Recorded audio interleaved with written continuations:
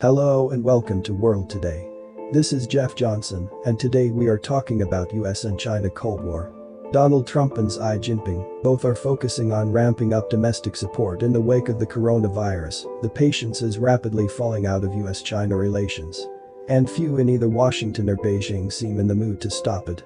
US lawmakers are pushing the president to hit China with sanctions or other measures for its increasing torture on Hong Kong and human rights abuses toward minority Muslims in Xinjiang. China, on the other hand, has vowed to punch back at the US while moving ahead with national security legislation over Hong Kong, which prompted Secretary of State Michael Pompeo to declare the city was no longer sufficiently autonomous. And that's just this week. Top leaders in the world's biggest economies are sparring on everything from the coronavirus and 5G networks to Taiwan and academic research. Their warships are tailing each other in the South China Sea, their companies are facing obstacles to invest, and their journalists have been targeted with tit-for-tat visa curbs. The debate over whether America and China are in a Cold War will only intensify in the coming months, as both leaders focus primarily on appealing to their own virus-weary citizens in a bid to retain power. Trump in the November election, and Xi during a Communist Party conclave in 2022 that effectively serves as a leadership contest.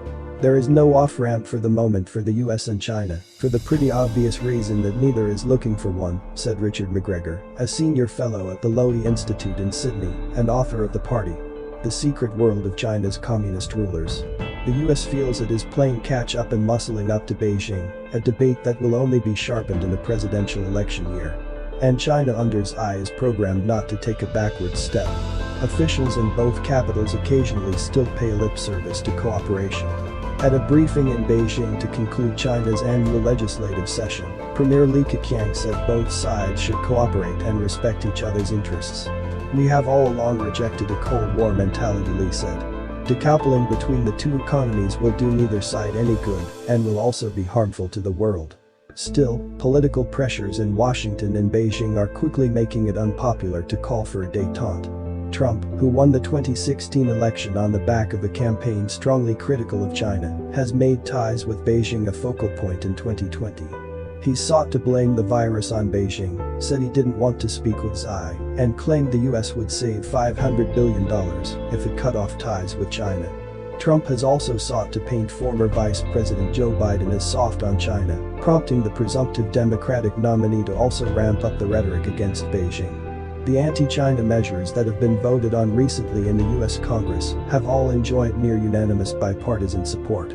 Beijing's leadership, under pressure since January for an initial slow response to the outbreak, has responded aggressively to any international criticism of its response, with foreign ministry officials and state media pushing alternate narratives, alleging that the virus started in the US. Xi's government has also irked the European Union with its heavy-handed pandemic response and hit Australia on trade when it called for an independent investigation into the virus origins.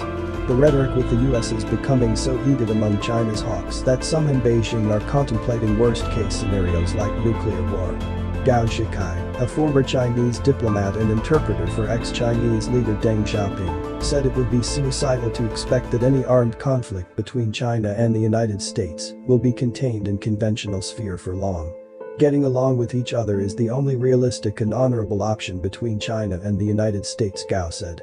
No one in Washington should be allowed to indulge in any fantasy that they can keep battering China and hold China to ground without consequences. Please share, like and subscribe. This is Jeff Johnson and you were watching World Today.